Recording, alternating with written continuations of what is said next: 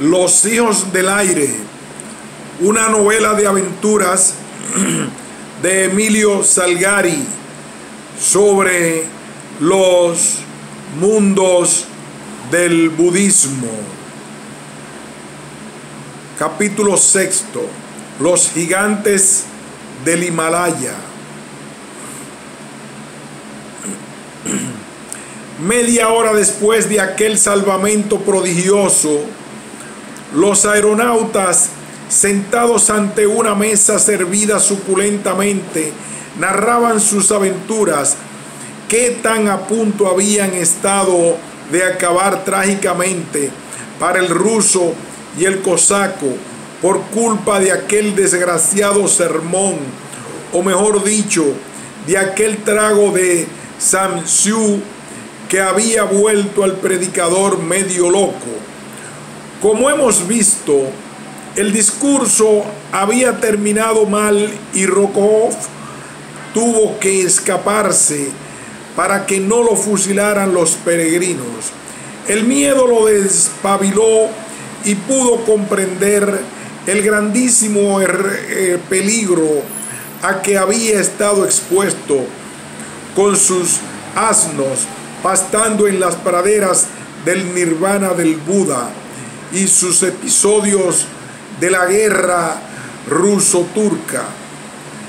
Su primera idea fue la de abandonar en el acto el monasterio, juntamente con Fedor, pero les faltó tiempo porque los monjes habían invadido el departamento de los impostores, haciéndoles imposible todo intento de fuga.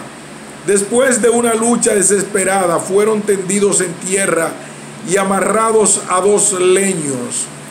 Se les condenó a morir devorados por las águilas, y con tal objeto se les condujo a la montaña. En la cuna hubieran dejado la piel ciertamente, a no ser por la oportuna llegada del halcón. El capitán escuchó tan cómicas aventuras, riendo a mandíbula batiente.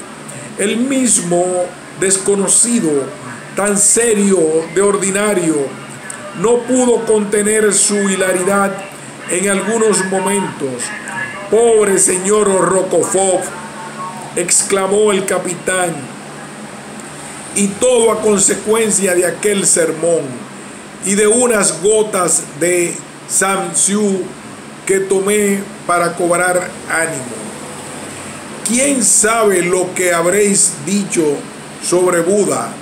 Creo haberle comparado con un diablo que tiene 20 o 30 cuernos. Si hubieseis visto los gestos que hacía el viejo Bogdolama y las miradas que me lanzaba. Estoy convencido de que ha sido una verdadera fortuna que los monjes os condenaran a ser devorados por las águilas. Podían haberos encerrado en una mazmorra llena de escorpiones. Entonces sí que todo habría concluido para nosotros», dijo Fedor. «Lo creo, porque no hubiéramos podido salvarnos», respondió el capitán. «Nos habríais vengado, al menos», dijo Rokov. «Habíamos preparado ya bombas de aire líquido para hacer volar el monasterio. Si lo hubiese sabido antes, las hubiese tirado sobre los peregrinos», dijo Rokov. «¿Por qué no me lo dijisteis? Debéis haber reventado a unos cuantos con la pesadísima caja que les arrojasteis. Ya van bastante castigados. Si al menos hubiese tocado al monje barbudo, capitán. Yo ya estoy harto de tanto Tíbet. Vayámonos cuanto antes». Descendieron al sur a una velocidad de 40 millas por hora. El Tengri Nur había desaparecido y llegaban al Nikorta. «¿No vamos a Lhasa?», preguntó Fedor. «No, tengo prisa de atravesar la gran cadena del Himalaya y llegar a la India. Atravesando el Nepal es probable, respondió el capitán. ¿Y dónde iremos a parar? Aún lo ignoro. Todo depende de ciertas circunstancias. ¿No iremos a Calcuta?, insistió Fedor. No quiero que se me vea por allí.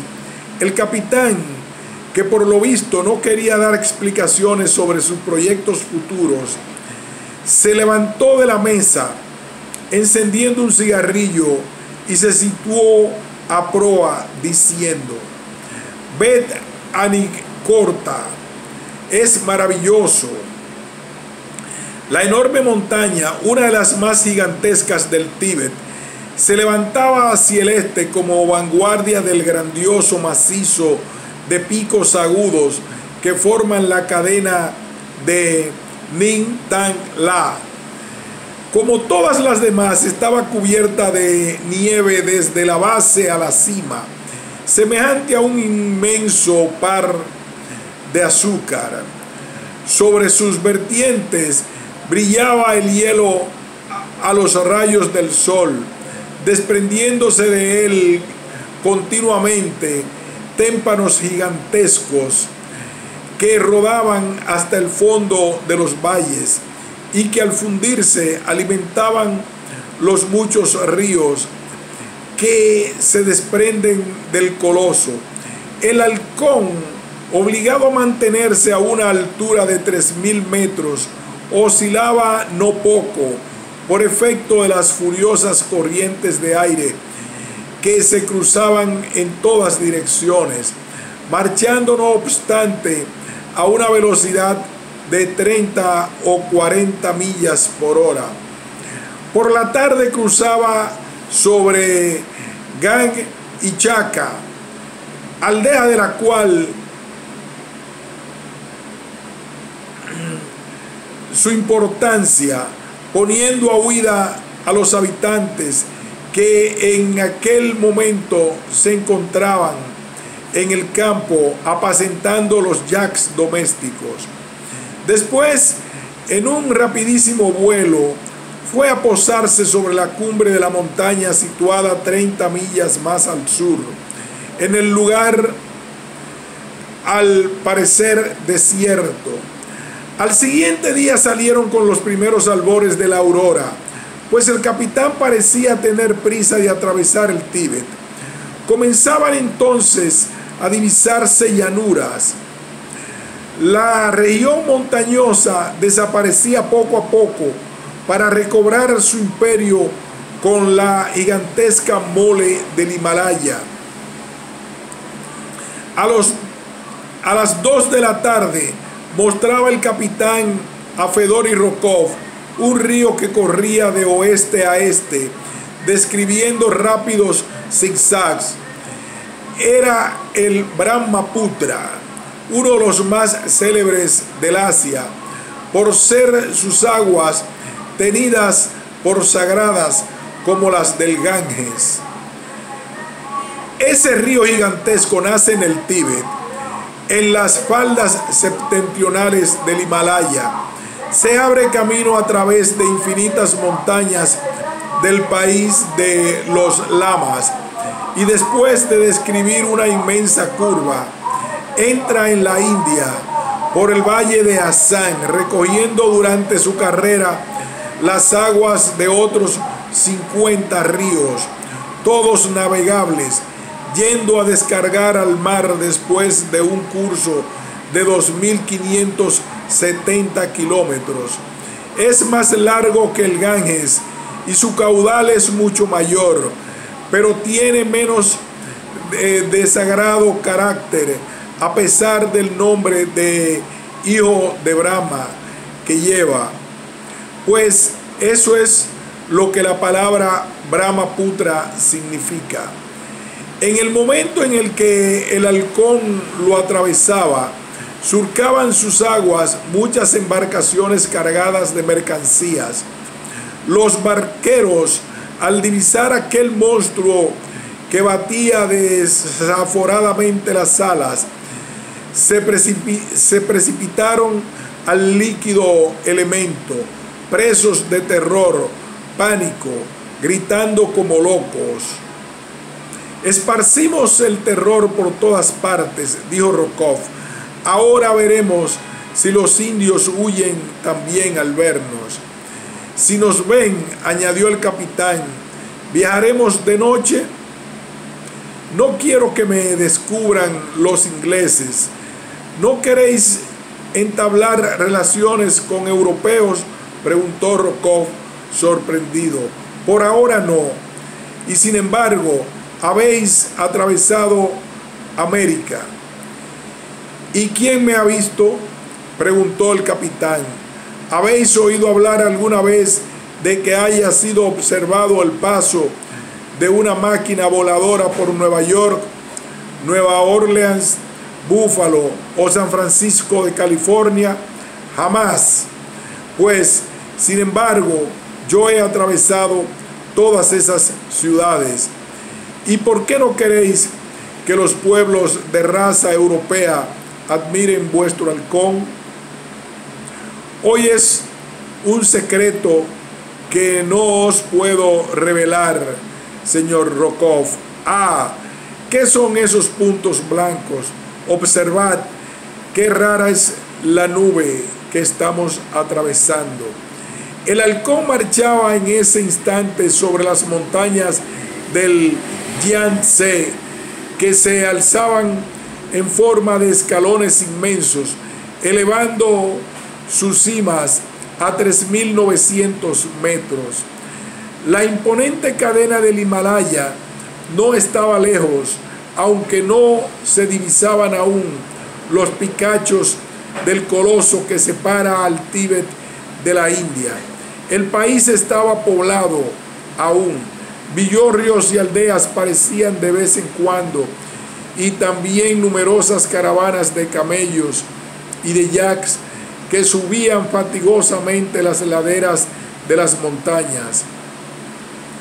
Por la tarde aterró el halcón a la orilla del Sono, lago perdido casi en los confines tibetanos y encerrado entre montañas altísimas. El frío arreció por la vecindad de los glaciares del Himalaya y sobre todo del gigantesco Dorkia, obligando a los aeronautas a vestir la ropa de invierno y encender otra vez la estufa. ¿Pasamos mañana la gran cadena?, preguntó Rokov al capitán antes de retirarse a su camarote. Al mediodía pasaremos por Dorkia, respondió el capitán. ¿Y no iremos a visitar el Everest? Lo distinguiremos, pues se le divisa desde una distancia increíble. Así pues, no marcharemos hacia el oeste, no, bajaremos a la India al través de Bután. Buenas noches, señor Rokov, hasta mañana. No eran apenas las 4 de la mañana cuando el halcón reanudó el vuelo que había de conducirlo a la India. Las primeras estribaciones del Himalaya aparecían ya en forma de mesetas que se elevaban con rapidez, obligando a los aeronautas a irse remontando cada vez más para no tropezar con aquellos obstáculos. La vegetación iba desapareciendo rápidamente. Ya no se veían bosques de pinos y abetos, ni prados verdosos en que pastaban caballos y manadas de yaks. Los pueblos desaparecían también. El desierto comenzaba, un desierto de nieve y de hielo. Al mediodía, cuando se deshicieron las brumas que cubrían el horizonte, se presentó ante los ojos estupefactos de los aeronautas la mole enorme del Himalaya, coronada de nieve y hielos. Las colosales eminencias, entre las cuales sobresalía el Dorkia, que levantaba sus agujas a 7.000 metros cerraban todo el horizonte meridional y mostrando sus grietas y valles deformes y confusos, en cuyo fondo saltaban impetuosos ríos y torrentes. Al oeste y a gran distancia brillaba el inmenso Gaurisankar, llamado también Everest, monte santo, el más alto del globo, el rey de las montañas, pues tiene 8.860 metros de altura. La cadena del Himalaya, que es la más vasta que existe en nuestro globo y cuyo nombre significa en lengua sánscrita lugar nevado, porque siempre está cubierta de nieve, se extiende desde Bengala hasta Cachemira, subiendo una superficie de 1.097.000 kilómetros cuadrados, limitada al este por el Brahmaputra y al oeste por el Indo, los más importantes cursos fluviales de la península indostánica. Hace 100 años no era todavía bien conocida de los europeos por la hostilidad de los montañeses, sobre todo de las tribus de Gorka, las cuales negaban obstinadamente el paso a los exploradores ingleses. Solo en el año 1809 y más tarde en 1815, los oficiales ingleses, aprovechando de la guerra que sostenían con las tribus montañesas de Nepal, pudieron aventurarse por aquellos valles inexplorados y medir una por una las alturas de las montañas con aparatos imperfectos que no podían apreciarlas con exactitud rigurosa. Kirkpatrick y Fraser, dos oficiales, fueron los primeros que intentaron la ascensión de estos colosos, a los cuales siguieron más tarde el capitán Webb y Colbrusque. El coronel Wood intentó escalar el Everest. Después Humboldt, el Fauir, Gerard, el Chipka Pie en los confines de la Tartaria china. Más adelante, Hudson y el teniente Everett visitaron la cadena central, descubriendo en 1821 las fuentes del Ganges, que están a una altura de 4.480 metros. Hoy es conocida toda la cordillera y sus montes han sido explorados y medidos escrupulosamente.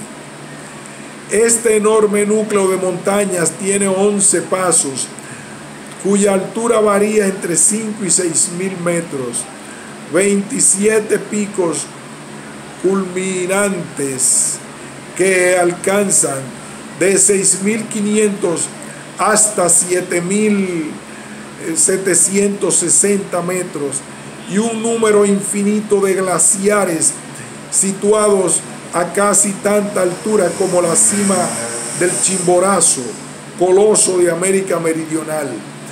Todos los indios profesan gran veneración a la cadena del Himalaya, que es para ellos de origen santo, y desde hace miles y miles de años millones de peregrinos van a visitar los templos esparcidos por aquella región. ¿Qué me decís de estas montañas?, preguntó el capitán mientras el halcón, que había alcanzado una altura de 5.500 metros, desembocaba en un profundo valle abierto en la vertiente oriental del Dokya. ¡Qué dan espanto!, dijo Rokov. Un panorama maravilloso, único en el mundo, respondió Fedor. ¿Qué son nuestros Urales comparados con esta cordillera? Colinas semejantes a montecillos de arena. Los mismos Alpes que se admiran en Europa como una maravilla parecerían ridículos y mezquinos al lado de estos colosos, añadió el capitán. ¿Y aquí no hay animales?, preguntó Rokov.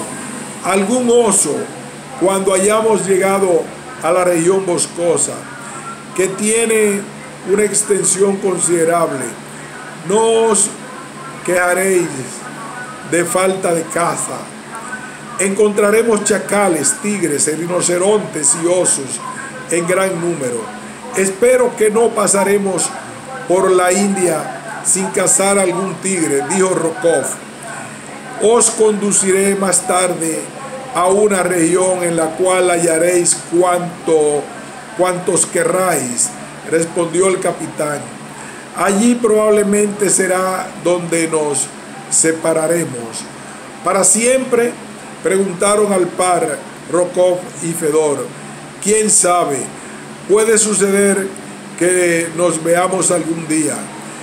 ¿Qué diríais, por ejemplo, si fuese a buscaros a Odessa o a las estepas del Don?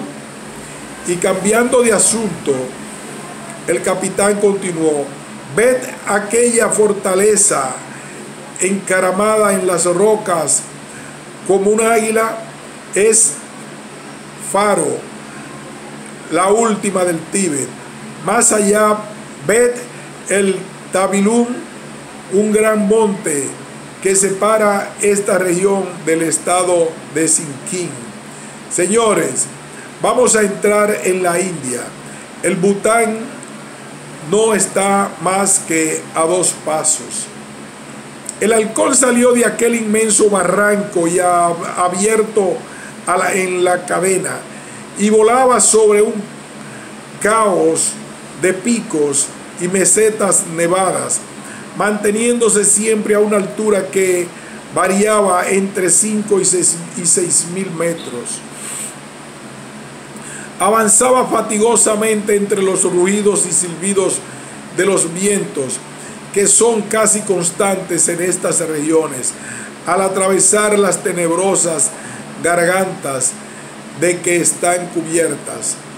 A las 4 de la tarde quedaban atrás el Tabilum, sin que su presidio se hubiese dado cuenta del paso del monstruo balador, y media hora después los aeronautas cruzaban la frontera tibetana y penetrando en el Bután. La India se ofrecía ante sus ojos con sus extensos ríos, sus bosques interminables, sus inmensos junglares y sus opulentas ciudades.